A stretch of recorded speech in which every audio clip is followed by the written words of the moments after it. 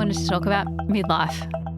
Despite the happiness levels being potentially at its lowest, meaning is greatest during this period. In the second half of life, the real question is, what does the soul want from me? I find it hard to know what is midlife and what is potentially symptoms of depression, and untangling those things is difficult. Quick! Is anyone here a doctor? Yes, her name is Dr Emily, and she's a psychologist. Please welcome to the Imperfects, our very own psychologist! She's laughing again. She is laughing again. Yes. That shoulder move just really got me. Oh, it wouldn't be a Dr Emily episode if I didn't do a shimmy at the start. Well, it's your customary dance you do at the start of all Emily's episodes, and there was a time when there was that one time where she stopped laughing, but she's back laughing again. So it's all is right with the world. Black Wednesday, we call that. We can talk about that day. Have you thought about it much since? Nah, haven't slept much recently. How I am? I'm very good. Great day to have you in. It's great to be here, Ooh. as always. Yeah. And we have had a sneak peek as to what this episode is all about. And I can't tell whether I'm excited to talk about it or terrified and confronted and challenged. Or in denial that it'll be a thing for That's me. actually about me. Yeah. It's about us. It is smack bang about. Well, maybe not you, Josh. No, not Josh. I'll wait and see. On the cusp. Yeah. Some fertile ground. So what is it? Yeah, what are we talking about? Well, I wanted to talk about midlife. That time in life where your back goes out more than you do. Oh, very good. Is that did you make that up? No, I heard someone say it, and they were so proud of it. And it is good. I thought, I wonder if I get to repeat that ever. Yeah, And well, there there you you go. Yeah. And pretend it was And then that day came. And then I talked about things like that. Midlife. Yeah. It's a weird time, isn't it? Yeah, it is. And it's something that I see a lot in my practice. You know, a lot of people do present to therapy kind of in this period of time for lots of reasons, which we'll talk about. But I was thinking back to, all the guests that you've had, on the show, obviously, and in some ways there's lots of relevance to a lot of episodes here. But I wanted to pick up on Elizabeth Day's episode, and there were Elizabeth Day being the host of the podcast How to Fail in the UK, and what a joy she was when she came on. She's great. Our glorious friend. Yeah. Charm personified. Yep. So there were many kind of key themes in what she was talking about in that episode, and obviously a big part of that of what she shared was around grief, but I also think it runs alongside, this kind of almost like developmental task that we have in midlife. And so I just wanted to play a grab from her episode, and then we can kind of talk a little bit more about what this means in general. I had understood at some level from whatever messaging I'd given myself that my purpose was to be a mother. That was the thing that guided all of my choices over the last 12 years. And one of my biggest fears, if I let that go, was, well, what's my meaning? What's my purpose on this earth? I need to have something that feels like it fulfills the great privilege of being here. And I really thought about it, and my partner, Justin, was like, maybe you want to do charity work. I was like, yes, I think that maybe I do. And then slowly it struck me that maybe my purpose is not to be a mother and to speak to those people who have not been able to be parents despite their best efforts. Because your friends are right. There isn't anyone else, I don't think, doing that. I certainly haven't found someone. I found people who are happily child-free, who have decided never to try and have a baby, or I've heard from people who've gone through terrible struggles and have ended up with their children in one way or the other. And I want to be that voice for those people who were me, feeling fearful, lost, confused. And I want to tell you that there is hope and peace on the other side. That something this seismic, which will always cause me sadness, always, but I can be at peace with that. And I have grown so much from it. And I feel like I've entered this phase where I feel so creative And ultimately, that's what parenting is. That's what conception is. It is the ultimate act of creation. And I have freed up this headspace now that I'm no longer pursuing that dream. And suddenly I just feel like creative again. And I'm writing a new novel and I'm doing shows and I'm feeling so aligned with my purpose. And it's a revelation. Oh, how great's Elizabeth Day. She is good with words. She's real good with words. Better than me. There were so many things that struck me about what she shared. And to me, it really exemplified, this task that we have in middle life. Can we get an age on middle life? Yes. That's a good question. That What is a good it? question. I think so. Some research would say that it's from 40 to 65. Others would say that it's from 35 to 70. 65. Yeah, and it's Whoa. interesting. Yes. So what we know is that midlife has actually extended quite significantly. For those people living to 130.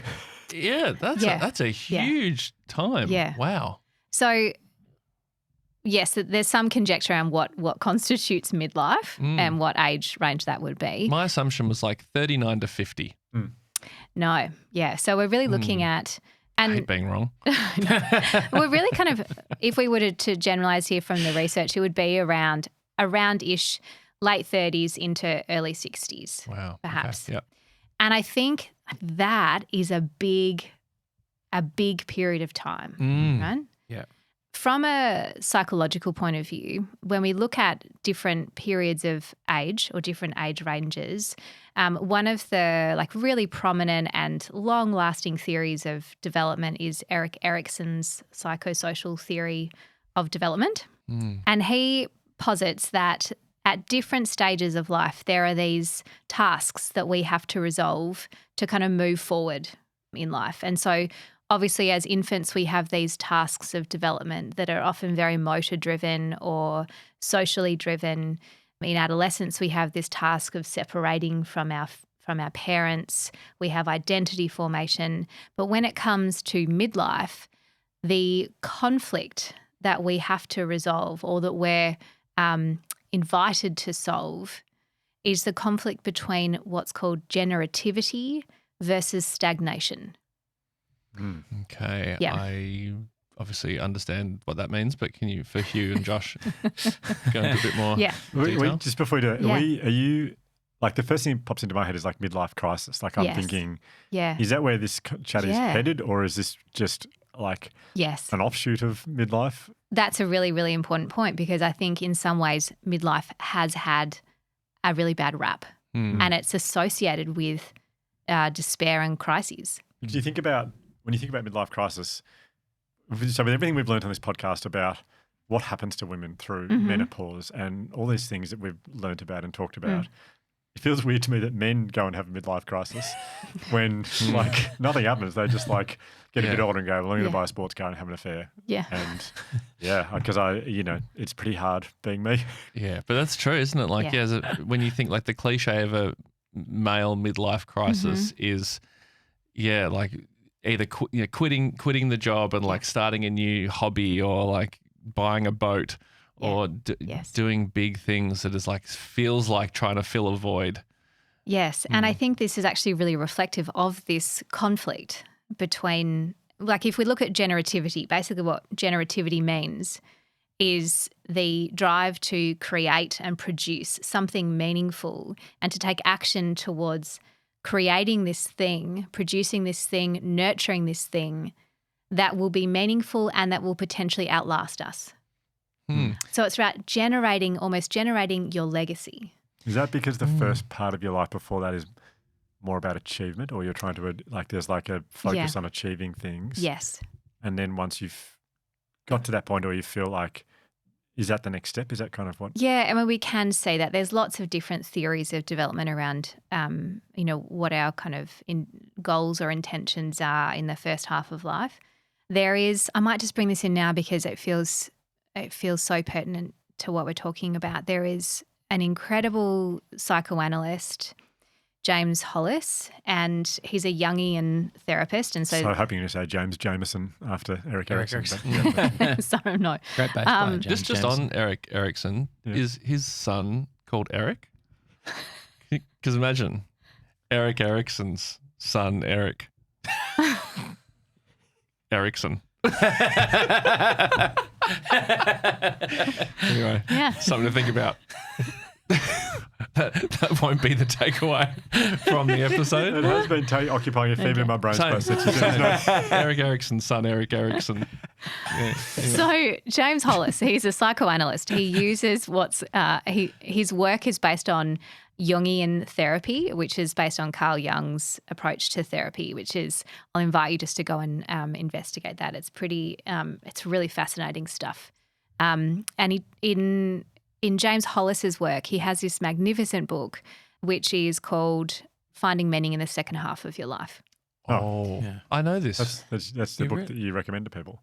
Is that? It's different from Arthur C. Brooks' Arthur C. From Strength Brooks, to yeah. Strength. Oh, okay. Yeah. But there's a relationship there Yeah. in its key messages. Great.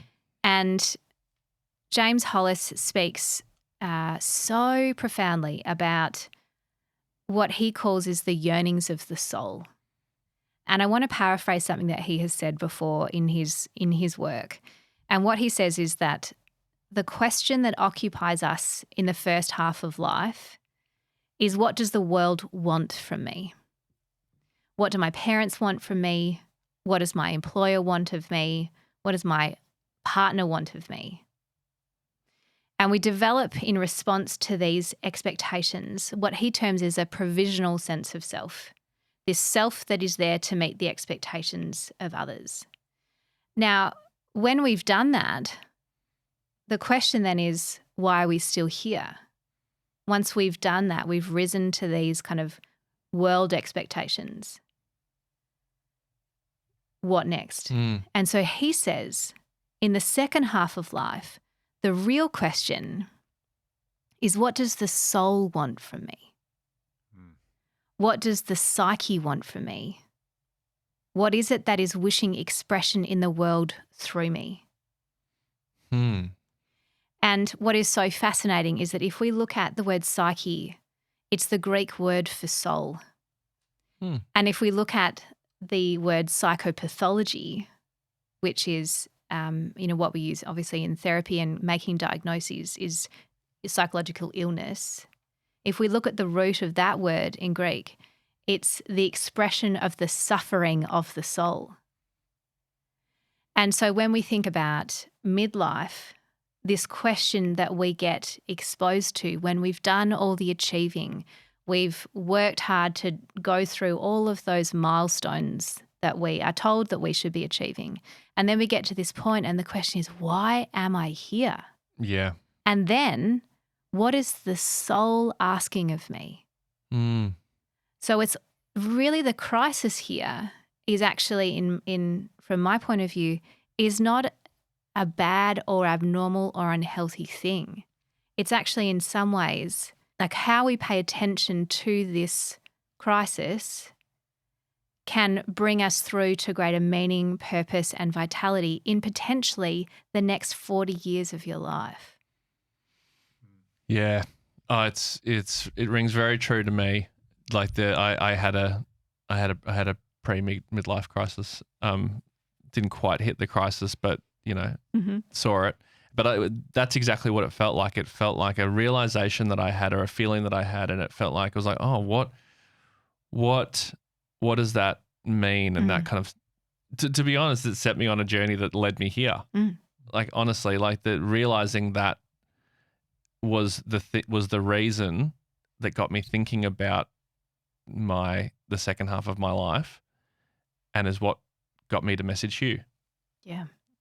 And that would also then be an example of what's called generativity, which is the taking of the action to create something, to create a sense of meaning and purpose, to create growth. Now, what so often happens in midlife is that we can very often sit in that stage or that place of stagnation because it feels uncomfortable turning towards the discomfort or the dissatisfaction that's here. I mean, I just want to also clarify that when I messaged you, I don't want it to sound like I had this very clear idea of why I was messaging you. It was really just like I felt stuck, and he was just a random guy that I'd met once and did some interesting work, and I thought, well, maybe I can just talk to him about it. But I had no, I don't want anyone to think that I had like this mission to find purpose, or I had no idea what I was doing at that point. It was no, but there was something that you listened to there. Yeah. That was calling for your attention. Yes. And I think this is like the whole point of midlife, and we can talk about existential crises, for example, is that whether it's feeling unfulfilled or bored or on autopilot, we need to listen to that and hear what its message is. And, if this is here, if this kind of stagnation, going through the motions, this feels not particularly pleasant, like this is stuff to listen to, because it's almost like, from James Hollis's point of view, it's like the soul yearning for something more than this life, than this what is here right now. Yeah. God, it's tricky. It's tricky, isn't it? Because it's like, on one hand, the soul can say whatever it wants, but if you've got like, yeah, I'd love to quit my job and go and do this thing that the soul wants, but realistically, I don't know how to. That feels way too scary to make that huge change. I think that's where the stress or discomfort and worry and concern and I don't know, all those sorts of feelings come in, where you feel like, well, I know what I want to do, but I don't feel like I can do it. Yeah, it's like, that sounds cool, soul, but are you going to pay the school fees for me while I do this? Or? Yeah. And I think this is a really important point to acknowledge, is that, this question around the yearnings of the soul it's not a selfish question either. It's not about like the ego needs or the needs that are self-absorbed, but really kind of when we think about, particularly what James Hollis is referring to is, when I wake up every day, why am I here and in service to what? When we think about the yearnings of the soul, it's to create something meaningful for the world to experience. The way I'm interpreting that is, it doesn't need to be your everything. No, but it's not about throwing something out and starting something new. Yes. And so I can speak kind of esoterically about the soul yearnings, but we can also look really practically at what does that actually look like? Because it doesn't have to be obviously that you quit your job and you move overseas and you have affairs. This is not what we're talking about, but more like really being able to, for a start, this kind of the invitation or the challenge that is here is to turn inwards and to face like our internal landscape, which we may have been avoiding for a very long time. But at some point, what often happens is that the pain of being in this stagnated place gets so big that you can no longer ignore it. And it's like this tipping point where I just can't stay the same. I can't stay in this same place anymore. So this is like, it's almost like at the point where maybe you've already bought the sports car and it hasn't worked, and you've maybe ended the relationship and that hasn't changed anything, and you've tried all these things that you thought like, well, maybe if I grow a ponytail, maybe that'll change things.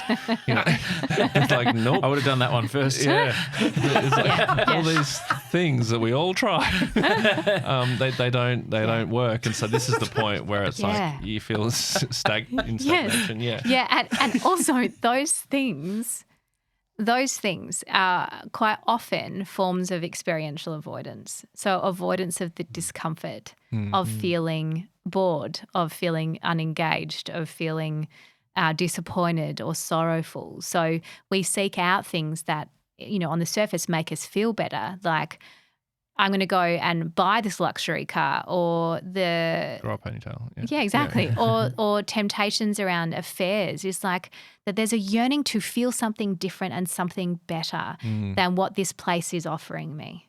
And so we try and seek out other ways to absolve ourselves of this really unpleasant or aversive feeling, but we often do it in ways that is really unhealthy. I do feel like this comes from certainly for me personally, your first glimpse that time is running out. Yes. When you get into, for me, getting into my 40s is my first glimpse of like, oh, time's Yeah. I could arguably be halfway here. Yes. And it's like, what's a good analogy? It's like when I'm doing breath work, like a guided meditation, and say I choose a 10-minute one, I might spend the first 5 minutes, I'm focusing, thinking about work stuff, and then I'm thinking about family stuff, and then I go, oh, there's not long left. I got to focus. Come on, get something out of this. And I really the last 3 minutes. And it's like, it feels a bit like that, like time's running out and I've got to do something. There's not as much time as there once was. I've got to get something out of this now. And I wonder if that is what brings you to focus, or that's what gives the soul kind of the courage to like make some noise. Absolutely. And that's also often what will bring people into therapy is this, I mean, obviously there's many varied reasons as to why people do come, but it may be this recognition that like, is this my life? What do I want my life to be like? And I'm exposed to the fact that it is going to end. And so for this first half, we spend so much time kind of accumulating or achieving. And then we get to this point, and it's often around this age too that we do get exposed to like the fact that our bodies aren't working the way they used to, or that we actually get exposed to really significant losses. You know, in this period of time, you know, particularly we might start to experience friends and family having significant illnesses. We might also be what's called the sandwich generation, which is where we are, you know, in this middle period of time, is that we're caring for younger children but also caring for aging parents. So we get exposed to our parents aging. We therefore get exposed to their mortality and therefore our own. So it absolutely is this period here of recognizing, oh my gosh, like, what do I do here? Yeah. This is, my life will end. How do I want to spend this next 40 years? What do I want to cultivate? How do I want to curate this period of time? Am I right in saying that, and if I am, just say I'm right, and give me a gold star or something. But I also feel like, particularly, and maybe this is wrong in saying it's just for men, but I was speaking to someone recently, and this is maybe a bit of a dark term, but it could be contextual. But around this time, like kind of midlife, early 40s for men, there's a high suicide risk. There is. And I don't know if that plays into this sort of feeling of being stuck, or this question of like, is this my life? Is that right to bring that up? Yeah, from what I understand, that is the case. How that is linked to this midlife period, I couldn't exactly say. I can have some conjecture and hypotheses around that, certainly. But yes, you know, I think also what can happen during this period of time is that we get really exposed to the stories that we've been telling ourselves and the suffering that has come alongside of that. And that, you know, if we haven't in some ways been able to find ways through that suffering or ways to work with that, it can feel extremely exhausting. And we can start to get exposed to this question of what's the point? And so that question, you know, often shows up in suicidal ideation. What's the point? What's the point of being here? So yes, like you know, we do know that there is a higher risk period for men in particular. And that's for a number of different reasons, which I won't mention here. But yes, this is the age in which, you know, we can see that this death by suicide is more likely to be occurring. Absolutely. Yeah.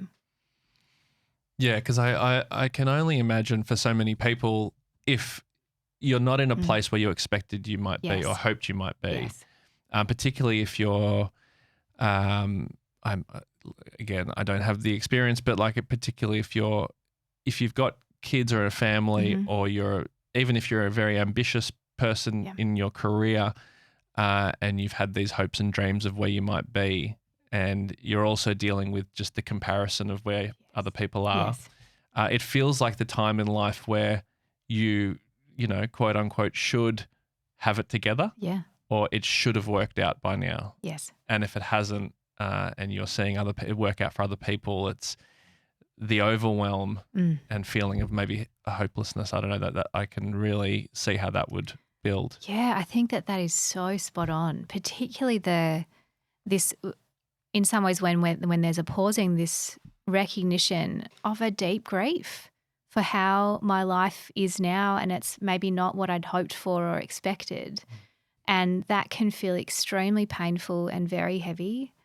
And there can also be, it also can be a real time in life of regret, of feeling really disappointed that I didn't take this action or I did take this action.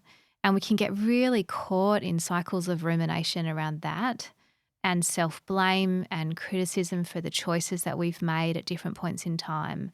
And also this really great sorrow that this isn't what I wanted for my life, or that this is not how I had expected life to pan out. And I think that the task that comes in this time is to work with the grief that's there and to work with some forgiveness and compassion. So forgiving the younger you that made those choices, and then to look at, okay, so now that I'm here, and I think I've said this before, but what do I want to stand for in the face of this now? So how do I want this next part of my life to look? Knowing I've made these mistakes, or that there are these regrets here, or there are circumstances I have no control over. What do I do now with this? Yeah. I have been absolutely stunned by the onslaught of emotions, complex emotions that have come along with midlife. When I think about parents, whilst they might be stressed and run off their feet, I always feel like I looked to them when I was much younger as people who just kind of had it all sorted. I mean, I know that's such a cliched and obvious thing to think, but I didn't see this coming, the amount of complex emotions that come with being 44 at the moment. And I think from people that I speak to very honestly about, it's very common. Like new emotions and complex ones that you just didn't really... It can feel very blindsiding that I'm getting exposed to all of these, big existential questions, again, feelings of regret or grief, disappointment. It can feel very disorienting that this is all showing up all of a sudden. And there can be a number of reasons for that. Like, obviously there are life circumstances, and some of us will get knocked around more than others. Like, this is a fact. We all will get knocked around. The degree to which will obviously vary. But it's so interesting when you look back in your early 20s, if you've been lucky enough to have, a healthy upbringing, a childhood, for example. I'm even curious about things like whether anyone had 5-year plans or the goals that they were going to achieve when they were younger. Did any of you guys have that? No, I've never had a 5-year plan. Especially not as let's just go to Room nightclub on a Thursday night. And that was about it, really. It's so funny that I asked that because, amongst myself and my girlfriends, we all had 5-year plans. From finishing high school, these 5-year plans, and then this is going to happen, and then this will happen, and it just feels so quintessential of those younger, hopeful years of naivety too, of expecting that if I plan for these things will happen, and that life is not going to derail me. But what's so interesting is that I think personally, and I wonder kind of in my observations in clients, this is not evidence-based anecdote I will share, I wonder if that 5-year planning, that 2-year planning actually drops off as we age. Surely. Because we actually get exposed to the fact that there is immense uncertainty. We don't know what will happen. We've been hit by waves of unexpected experiences that has knocked us in some ways out of the what Ron Siegel calls is the delusion of living. And the delusion of living. Yeah. So he referenced this as with respect to exposure to grief, is that in life we're often we can be traveling along under the delusion that nothing bad will happen to me, for example, under the delusion that things will turn out okay. And then we get exposed to some big life-changing experience, or even many small ones. And then we're no longer deluded that there is suffering and pain in life. We have walked through the door to come to realize that pain exists here, that suffering exists here, and I'm now no longer deluded. Mm. And that can bring with it a lot of struggle, but it also can bring with it freedom. How does that make sense? It does. Yeah. Good. I'm trying to think of a practical, like a real life example. I think, for me personally, as an example of like the delusion of the living is obviously when I was diagnosed, that has changed my perspective on health, of trusting. It's when you were diagnosed with breast cancer. It has changed the perspective I have on assuming that my body is healthy. Mm-hmm. And that's the delusion. Yeah. Right? Gotcha. Mm-hmm. So those experiences have the potential to really knock you around, right? So I could get, if I'm not paying attention, I can get knocked around by health anxiety about worrying and checking, for example. Mm. And that can pull us into, a lot more despair. So, but we can also sit with this like, here is this gift here. I'm no longer deluded that nothing bad can happen to my body, for example. Yeah, I understand. Does that make sense? So the breaking open of the finite nature of living, that we don't know what's going to happen, the uncertainty can feel alarming and disarming, but it also can bring with it then this challenge. Okay, well, so with this knowledge now, how do I show up? Yeah. What do I do? Because now I can live knowing that this life will end. Yeah. I think it might be worth just saying that for those who haven't heard that about your diagnosis, you are cancer-free now. It's not a new diagnosis. Yeah. Sorry, I should have mentioned that. Yeah. So kind of taking a bit of a sidestep at this point, I did want to mention around how we can reframe this period in a really like hopeful way. And there's, first of all, if we start off, I know that you've read From Strength to Strength by Arthur C. Brooks, and he has this great book which is around midlife. It's a great book. Yeah. And in the book, in the first few chapters, it can feel quite alarming because he basically says that on the surface, he says, your best days are gone in terms of creativity and what he calls, or what is termed, fluid intelligence. Mm-hmm.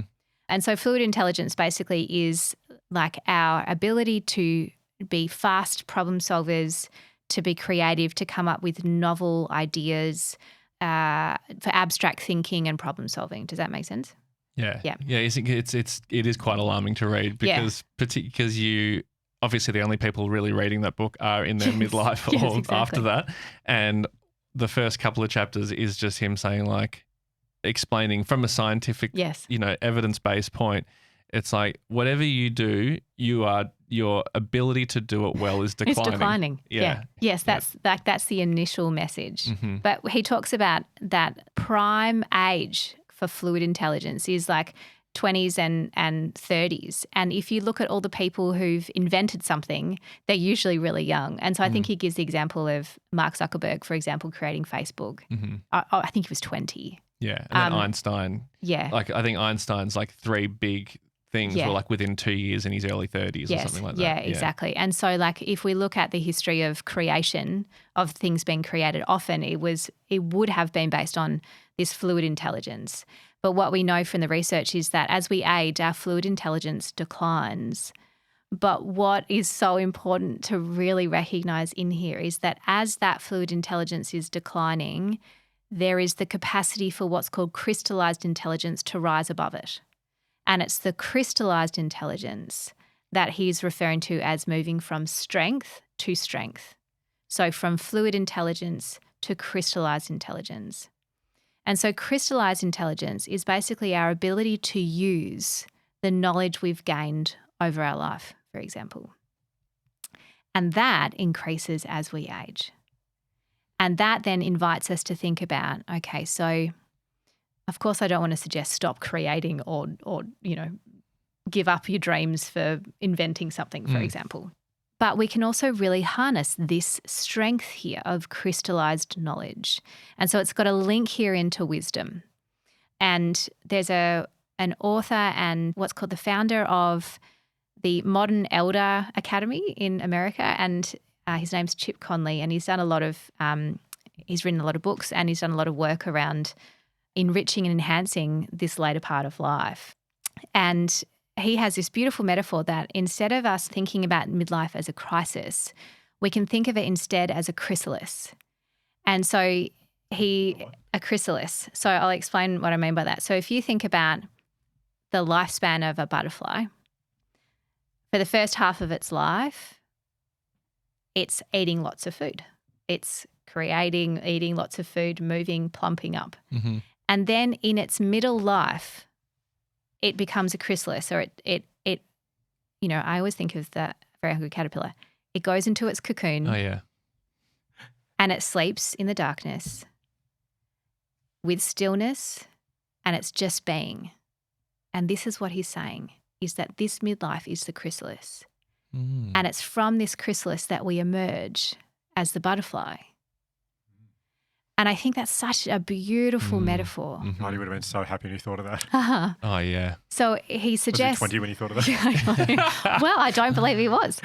But it's an incredibly beautiful and empowering message here that, and also the metaphor of the darkness and the stillness that we do need to slow down to be able to notice what is happening for us, to be able to reflect, to question, and to be curious. That is a state of stillness.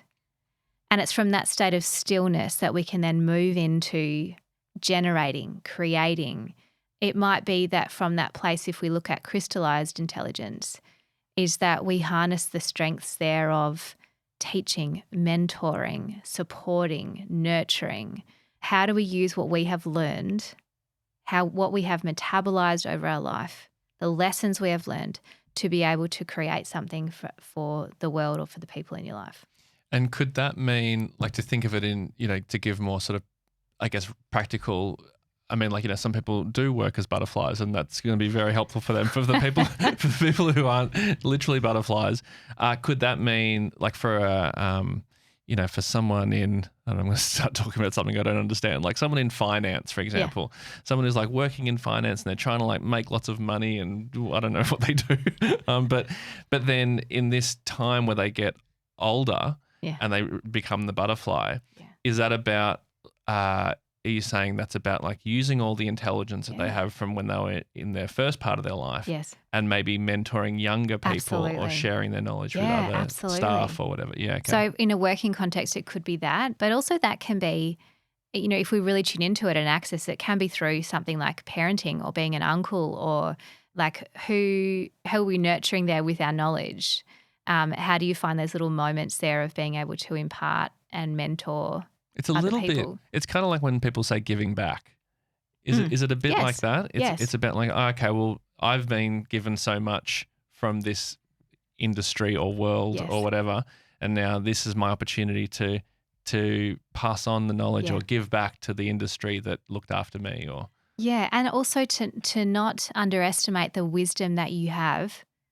I say this, wisdom is an interesting concept because there's some conjecture in the research as to whether wisdom just occurs because you age, and most people would say that's actually not the case. Wisdom is something that we have to be very intentional about. So wisdom arises from the learning of the life lessons. So if you have continued on in the same patterns throughout your whole life, and you get to 90 and you haven't reflected or done any change or questioned why you did this, then we wouldn't necessarily call that wisdom. So we could therefore have someone who's 30 who's wise. And you might know people in your life who, like, they feel like a wise soul. And most often when you think about those people, even if they're like 25, for example, or younger, it's usually because they're quite introspective, or they've thought, or they've reflected. Does that make sense? Yes. Mm-hmm. You know how like it sort of feels like as time has gone on, like, for example, it feels like at least the average age of when people have children has gotten older. Has the idea of midlife or the period of midlife, has that gotten older as well? Yeah. It's got longer. It's gotten longer. Yes. Yeah, okay. Yeah.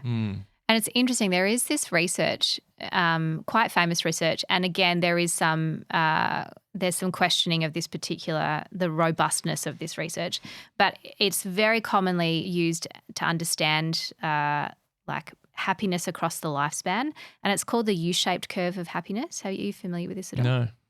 So if you imagine the shape of a U, obviously, and your happiness level is at the top of the U, right? Mm-hmm. So what that suggests is that across the lifespan, happiness is peaking until about early 20s. So you're at your happiest up until the early 20s, and then happiness levels decline and they drop out mid-40s. Gotcha. And so at the happiness level is sitting at the bottom of the U when you're in your mid-40s, in around that the midlife era. And then the research suggests that once we come through this midlife period, that we tend to emerge into greater levels of happiness up again at the same level that we started. So 50s, 60s and 70s is suggested that we will experience greater levels of happiness then. Now, there's lots of reasons as to why that research suggests that's the case. And again, it's a reference to the key tasks of midlife, the overwhelm, the exhaustion, the disappointments, the sorrows, the grief that can sit in there.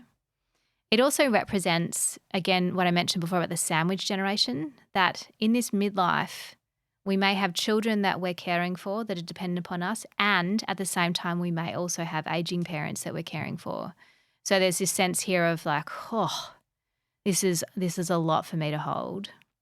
But what I really want to emphasize in this is that, because I don't want to be completely like, oh my God, this period of time is terrible, that the research suggests, though, that despite the happiness levels being potentially at its lowest, and of course there are exceptions, that meaning is greatest during this period. Really? Yeah. Which is potentially why you go shooting back up the U. Yes. And so this is like, again, this is our invitation here, is this is the time to uncover our questions of meaning and purpose. Oh, that is so good to hear. Uh-huh. Because it's like, it feels like I was like, God, where is the glimmer of hope here? Yeah. But that's Yeah. amazing to, if Yes. you can really like figure out what that is. Yes. Yeah. And also the other thing in here is that happiness is also a mood state. So it comes and goes. It is not like a destination we're trying to reach. You know, again, from the point of view of acceptance and commitment therapy, it's never around attaining the everlasting feeling of happiness. It's about what does create a life worth living. That's meaning and purpose, connection to my values, engagement in fulfilling and satisfying pursuits, and how you show up to that, really. Is it, Josh, I'm just wondering, like, because you're not yet in your middle, well, I guess he kind of technically isn't. Like, how old are you now? 38. 38, but you're probably about to hit the 40. But like, are you looking at midlife going, like, are you nervous about it, or is it not? I don't know. No, I think I'm already there. Yeah. Yeah, I think I'm already there. Early adopter. Yeah. Yeah, I was there before it was cool. Yeah, I think I'm already in it quite. Why is that? Why do you? It's difficult. Sorry. Yeah, it's because life's pretty hard. Yeah. If we don't have to go into it if you don't feel No, comfy it's now. okay. It's yeah. I just sorry, found this quite challenging. That's all right. That's all right.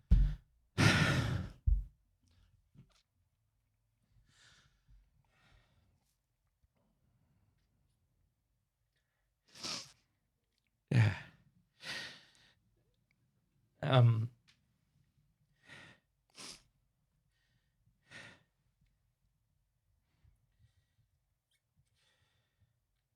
Is it something that we've been speaking about, which has been particularly? It's just it's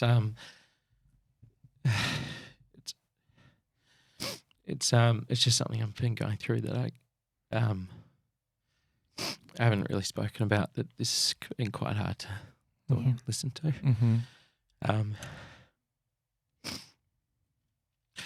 Yeah. Does that mean you don't have to? You don't have to talk about it. I just I think there's been many things discussed today that have, but I've been kind of scared to be called upon because I did not ask you this knowing that you'd have anything to say. I was the opposite. I was thinking I feel sorry for Josh because he's got nothing to contribute here because he's a spring chicken. I find it a really difficult topic because I've got some, I think, potentially broken ideas or problematic ideas. I think there's a issue with growing up that certain stimulus and stimuli that you get when you're younger don't give you the same satisfaction as you get older, and you can find yourself quite lost and quite numb, and that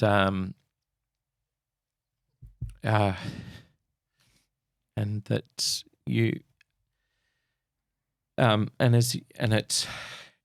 also this broken idea that I've accumulated along the way at some point that the best thing I can do as I get older is kind of get out of the way, because to give space to my kids to grow rather than being too big. So navigating the second half of my life is an extremely challenging idea. And whether or not this next bit is left in the app or not, I think particularly why I'm finding it quite challenging is that last week my psych said I've probably got depression, or at least many of the things on the checklist. And it was terrifying to hear that. No one's ever told me that before. So despite that I've probably been in a worse place in my life. And I think just all of this is at a junction of challenging info. So I find it hard to know what is midlife and what is potentially symptoms of depression, and untangling those things is difficult. Yeah. That's really, really hard. Yeah. That's really hard. Sorry to derail the chat. No, I think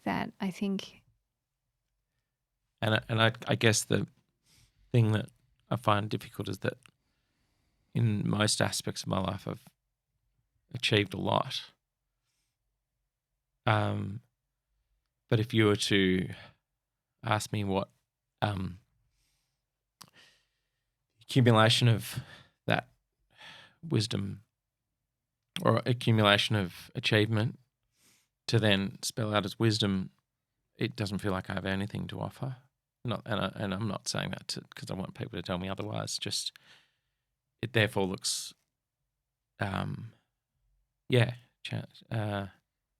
challenging. It's really painful, and there's a lot of pain here as you're talking. Yeah. And whether this stays in or not, Josh. Like just to name that's really brave to name that, because it brings you present to this feeling here. And like even as you're talking, like how's this sitting in your body as you're talking? Well, my heart's been racing for about 20 minutes. So it feels good to have let a little bit of it out. And it feels good. It feels okay. I didn't really want, talking about this, I find I know the right things to talk about it, but there's a real reluctance to. It's like I want to, I kept sort of during this conversation just wanting to sort of tend to go to the bathroom and just be alone. There's a yearning to be away from people. It feels unknown. Feels not too precarious, but it feels like there's a confronting it makes it bigger. Yeah, it does. It makes it real. It's here. Yeah, absolutely. And that's really, really hard. to notice and to name that it's here Yeah. and that this is your experience. Yeah. Yeah. So that's what I'm going through.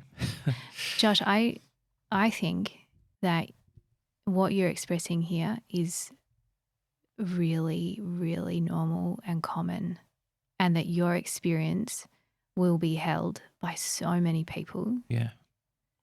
And in fact, like, I think the bravery to say this, is this real acknowledgement that this part of life too is extremely hard. It's extremely painful. And I think, you said something there around maybe like the stimulus isn't working anymore. And I think that often what happens in this time too is that the patterns that we may have been engaged in before may have really worked for us and got us to a certain point. But it's often in midlife that we're like, these aren't working for me anymore. They're not giving me what I need, or they're not taking me away from the pain anymore. And so then if I don't have that, what do I have?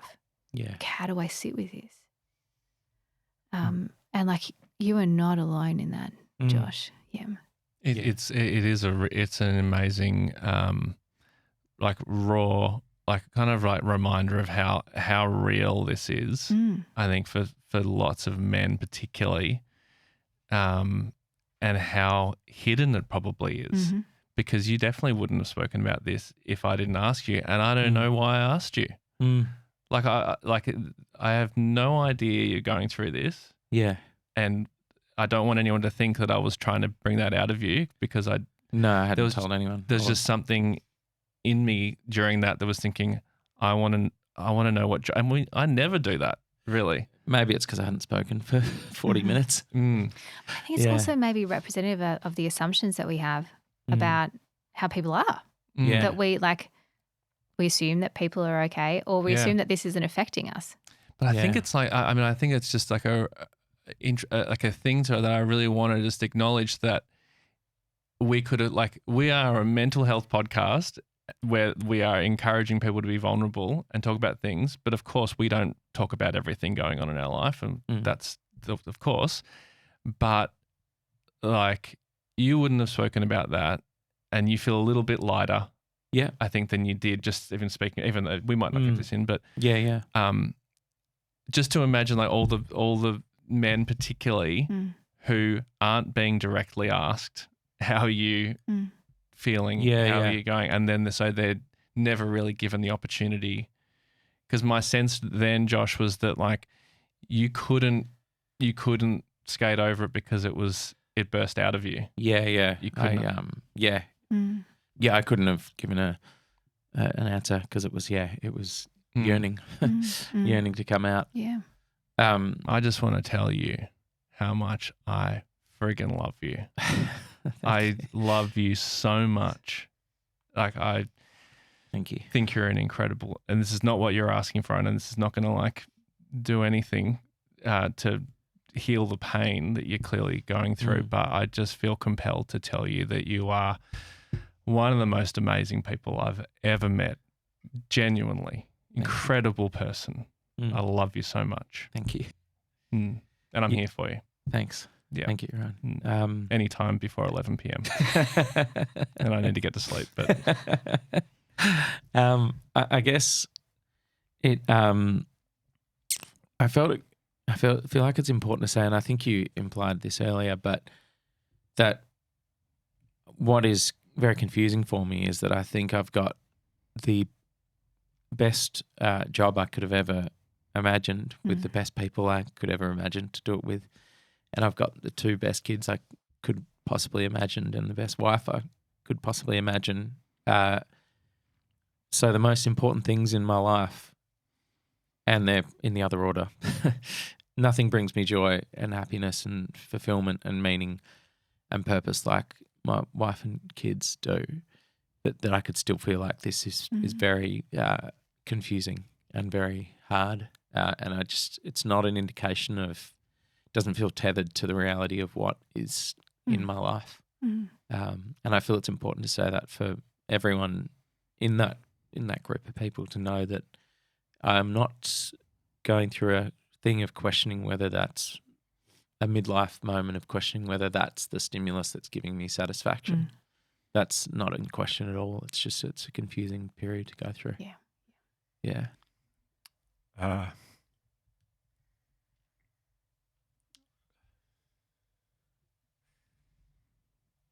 Yeah, so I've been away I haven't seen you in 3 weeks, and got back on. So I saw you for the first time on yesterday. I just felt something. There was a disturbance in the force. I'm gonna take that bit out. That's fine. No, I definitely felt something, and we had dinner at your place last night, and I was like, for some reason, finding it very hard to ask you if you're okay. And just didn't. Yeah. I just feel a bit. No, I love you so much. Thank you. I love you so much. Yeah, well, there's not a lot of space to have these conversations when we see each other over a dinner with.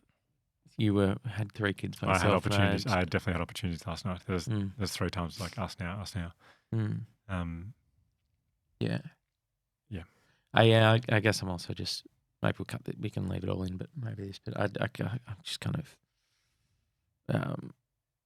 Sometimes I feel like a role in, well, not role, but sometimes I feel like over the years in this show I've been the downer one, and I'm kind of sick of that and didn't want to do it again. But yeah. Oh, here I am. Yeah. I just noticed, like, as you're talking, like, my heart breaks for you, George, because I think, like, I'm not as close, obviously, like, I don't get to see you as much, but what feels so hard is that to hear is that everyone in this room knows, like, how worthy you are of love, and it feels so heartbreaking to feel that you don't feel that for yourself yet. Yeah. Maybe. Yeah. Or not right now, anyway. Yeah. Yeah. So I don't know how we go to the next bit. It couldn't be from here. It's not a sidestep, or it's not a change in direction. It is. It's like what you've just said is the very essence of of what Em is talking about, and where people find themselves, and it's the greatest.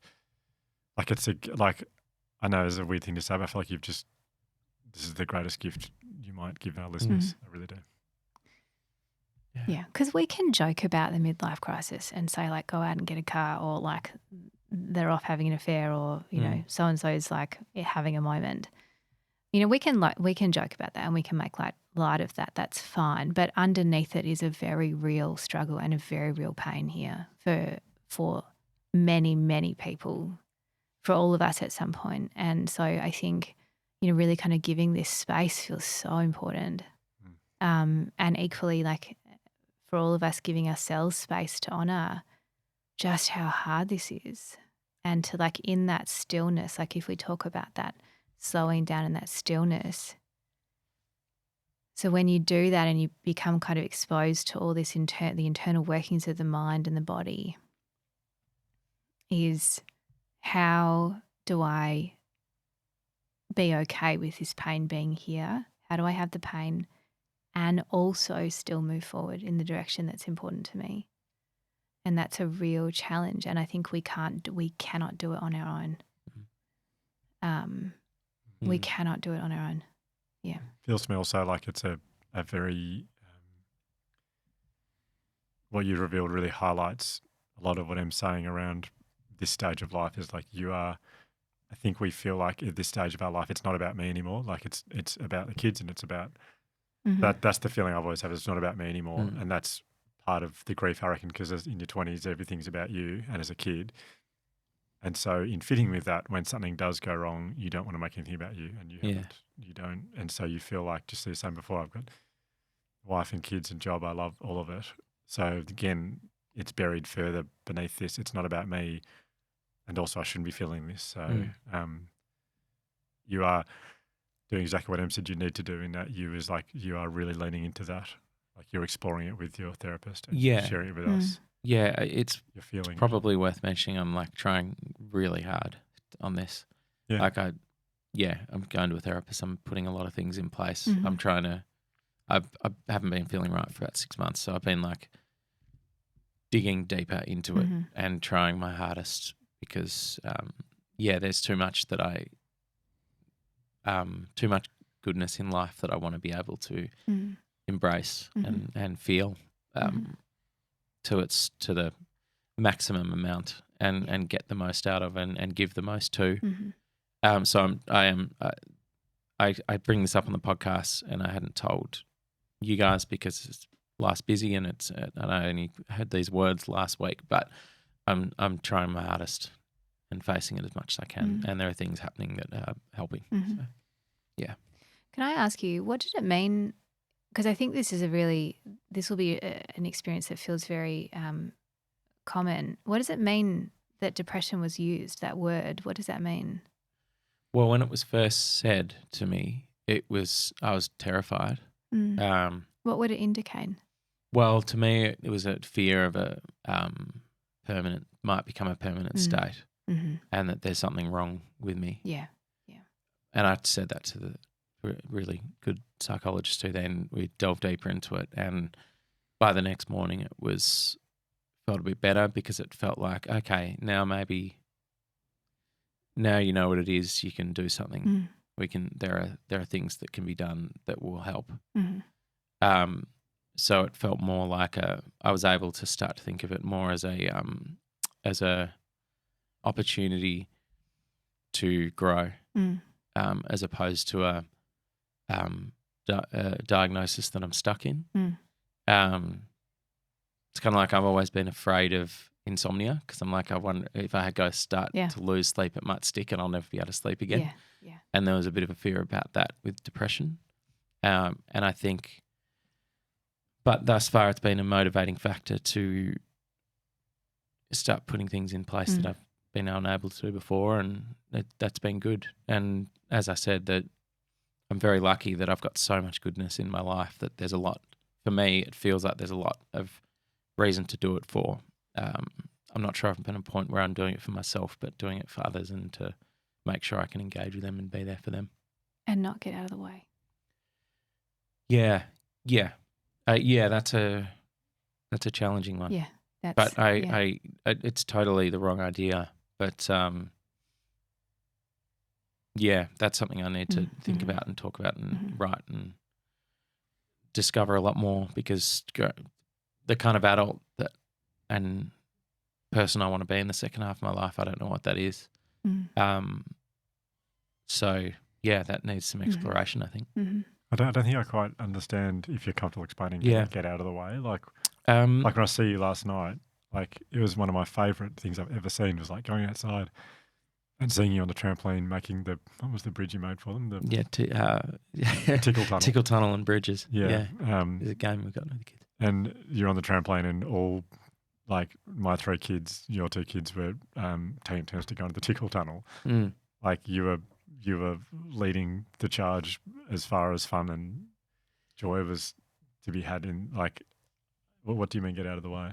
It's not get out of the way now, but it's that if I was to for some reason, the visualization of like a balloon, say my life is a balloon, and I've spent the first half of it filling up that balloon, and then as my kids grow, there's a little balloon start there, and as their balloon starts to grow, mine needs to shrink at the same size, so I'm not competing with their space, and that they don't grow up with a father figure that is too.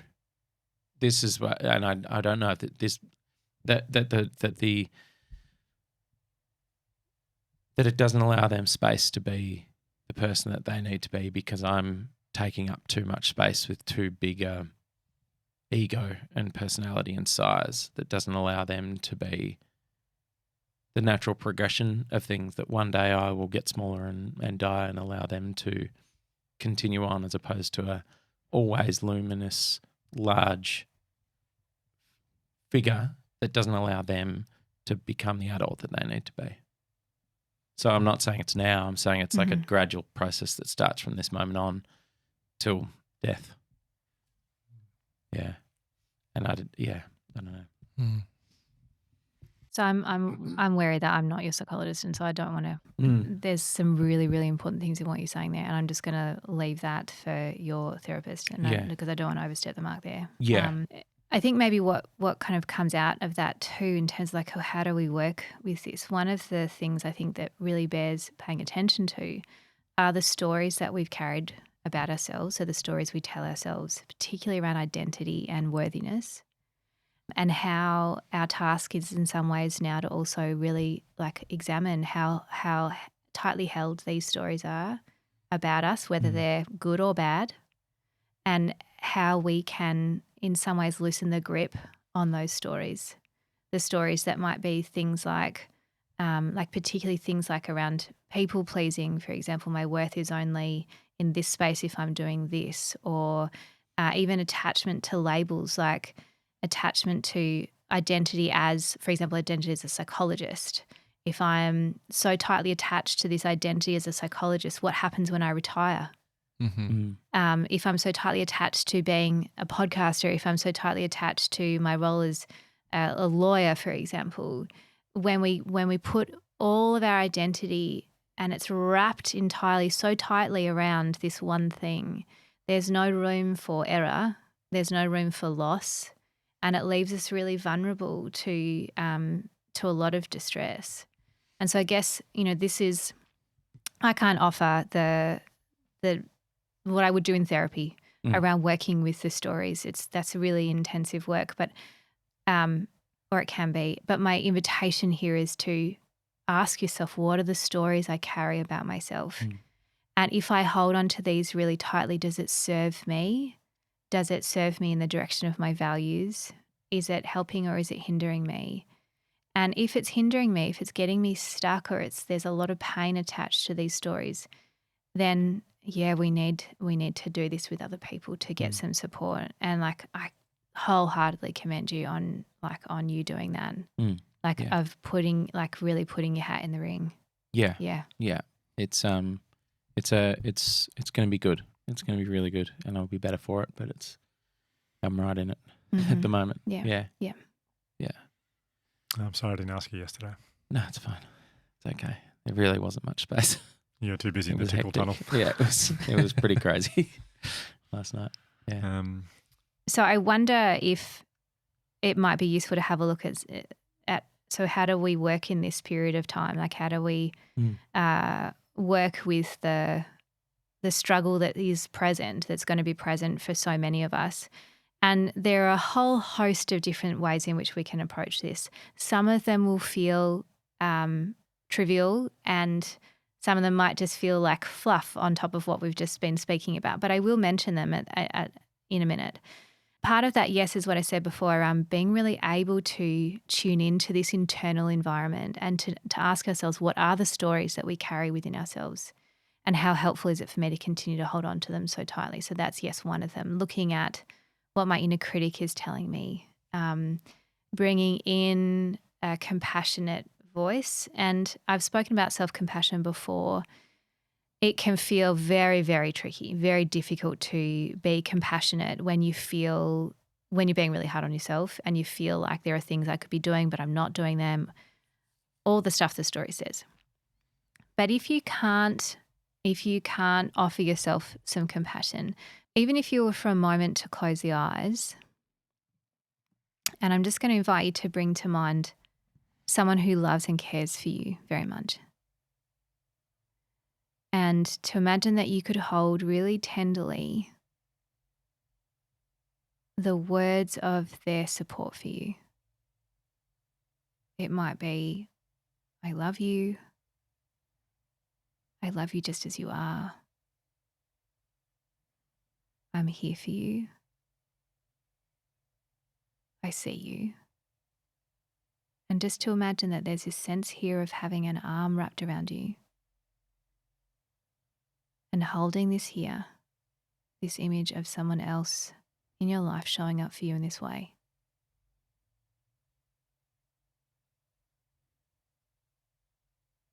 And then whenever you're ready, coming back into the room. How is that doing then? Yeah, I was just hanging out with my mum. Felt nice. Yeah, Mm. It was nice. And if there's, it might feel really hard. I want to acknowledge, like, sometimes that inner critic can kind of come in and say, like, I don't deserve it. I don't deserve your love. It can have a lot to say back to that. And we can just notice, I know, I hear you. I hear you, critic. So we can acknowledge and name that. But if it feels too difficult, it might just to even keep your eyes open, even just to hear what you've said. That can be a start, a stepping stone into that. Because like I've spoken about before with self-compassion, it opens the door to our pain. It doesn't cause it, but it reveals it, because it reveals the suffering that's been here. It reveals what we have lost or haven't had before, and it reveals our yearning, like our deep yearning in there too. So it's a tricky thing. There are so many wonderful resources there around self-compassion. I will point absolutely to Kristen Neff and Christopher Germer and Paul Gilbert as three very prominent researchers who offer also online programs, which are amazing. So that is just an invitation there around self-compassion work. And I also want to give a shout out. I've never done this. I want to give a shout out to my supervisor, Regina Gerlach, who is the most incredible psychologist I've ever encountered. And she runs online mindful self-compassion programs. This is, I don't know if I'm meant to be paid for this. She hasn't even mentioned it to me.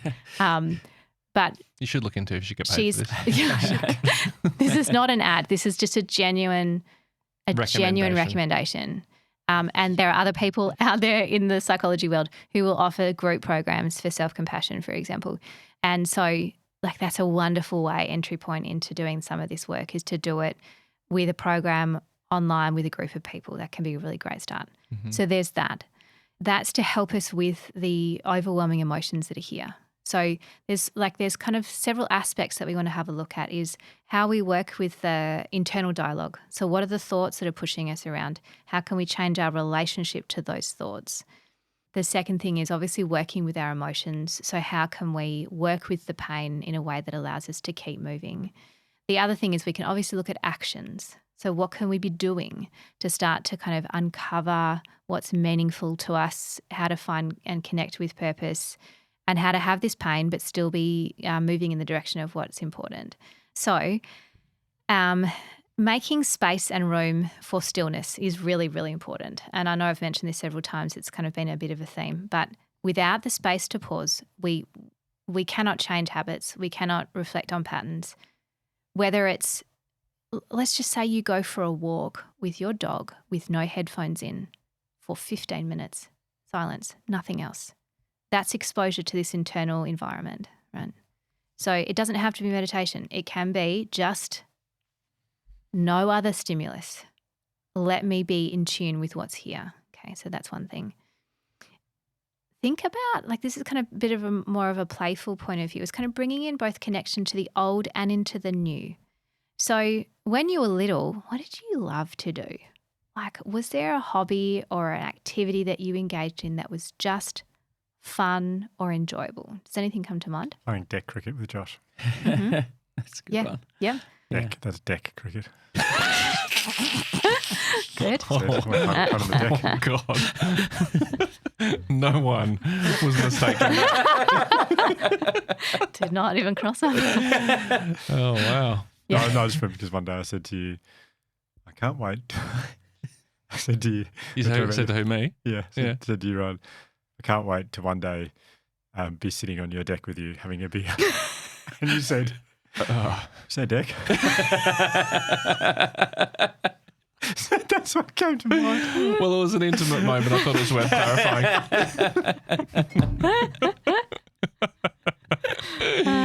Sorry. Yeah. Good. So thinking about, like, what did I used to do that I haven't been doing for a long time? It could be, and these are the things that are just for fun's sake. Like, there's no outcome attached to them. I mean, unless you're scoring the deck cricket, but essentially, you know, how can I engage in these acts of play? I know I spoke quite a long time ago around play and how important that is for adults, and it's really particularly important in this midlife period. I recently, this is a pretty unique activity and probably not many people will relate to this, but I just started playing golf. And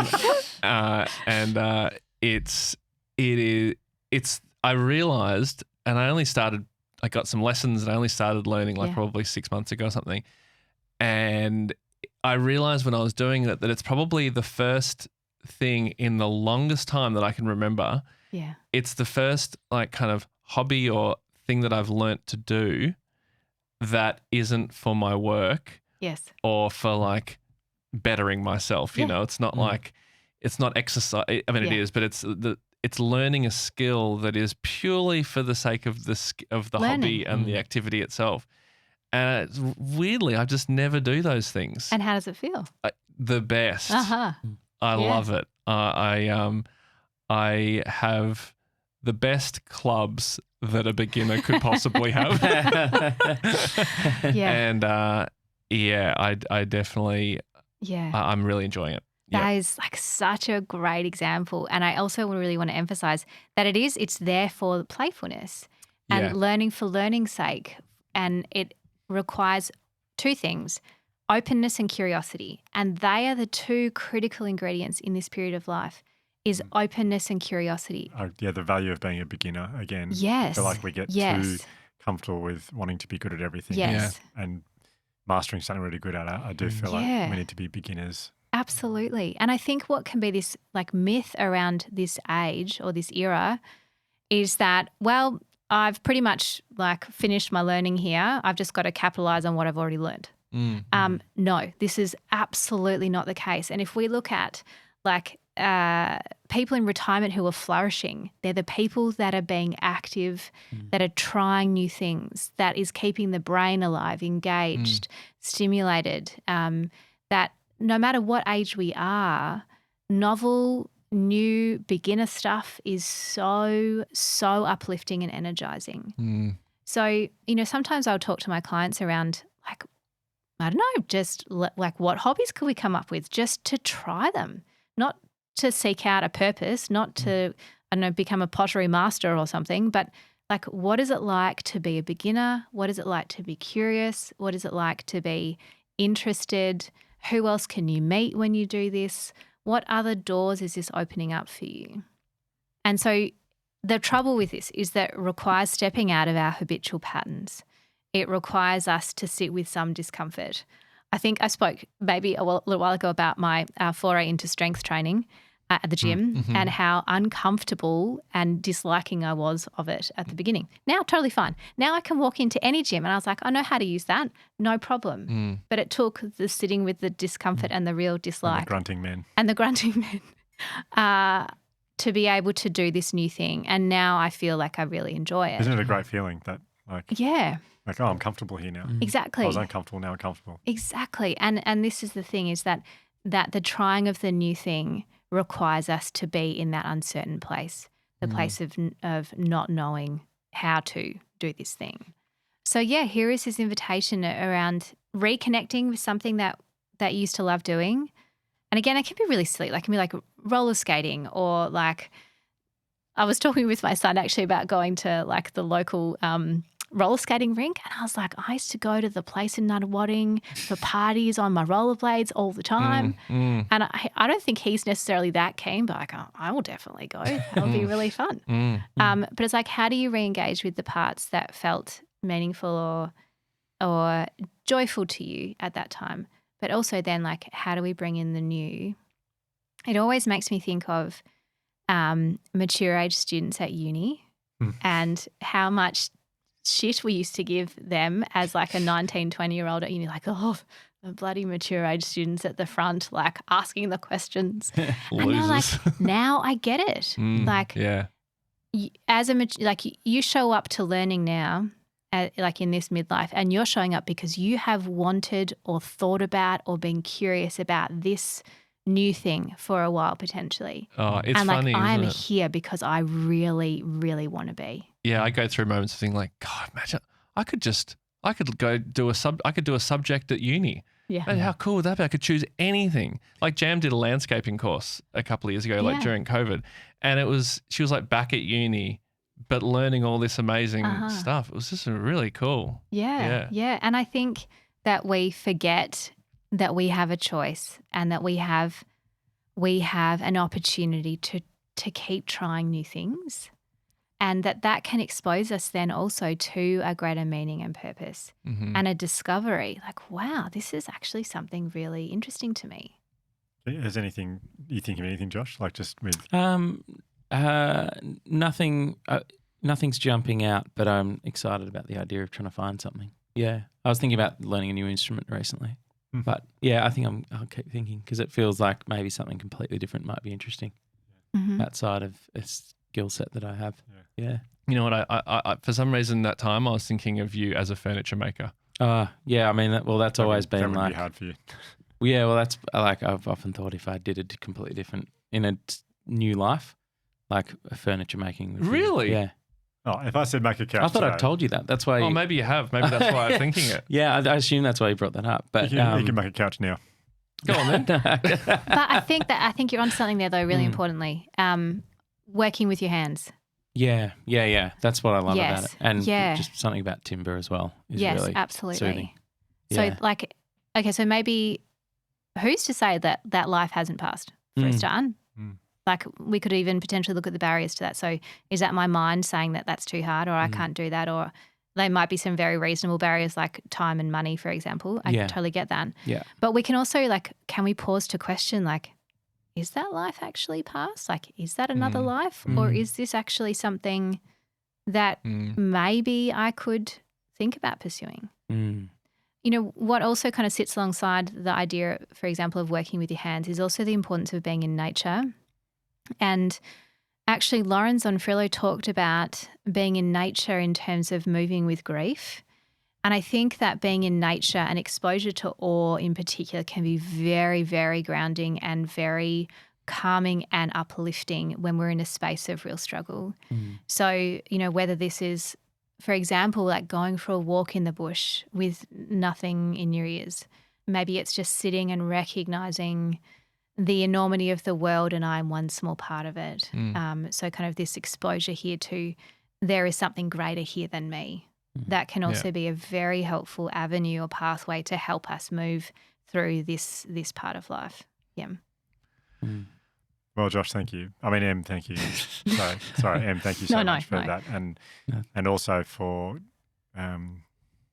taking us to a place where Josh was able to share that. And well, I am really sorry for unknowingly putting you on the spot like that. But I am also kind of glad that happened because I'm glad that we now know. It's obviously so much more helpful when you know the person that you love is struggling more than they would normally be struggling. And so I'm happy that it happened. Well, thank you for being good listeners and being there. Yeah, there's a lot to say, but I feel like we should kiss now or something. Play some dick cricket. Jesus. Wow. We'll take that out. Yeah, I think potentially. But thank you, and I hope I didn't derail your rep too much. You did. It's such a beautiful thing. Yeah. Well done. Thank you. We love you, Josh. We love you, Josh. Yeah. Love you guys. Oh. Come on. Form a cue. Bring it in. Bring it in. Bit of dick cricket.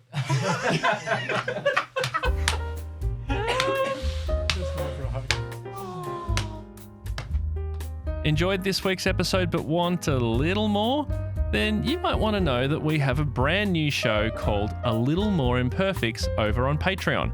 For a little bit of money, you'll get access to bonus episodes with the three of us every fortnight, early access to live events, plus other things that we haven't thought of yet, but when we do think of them, you'll get them. Visit patreon.com/theimperfects.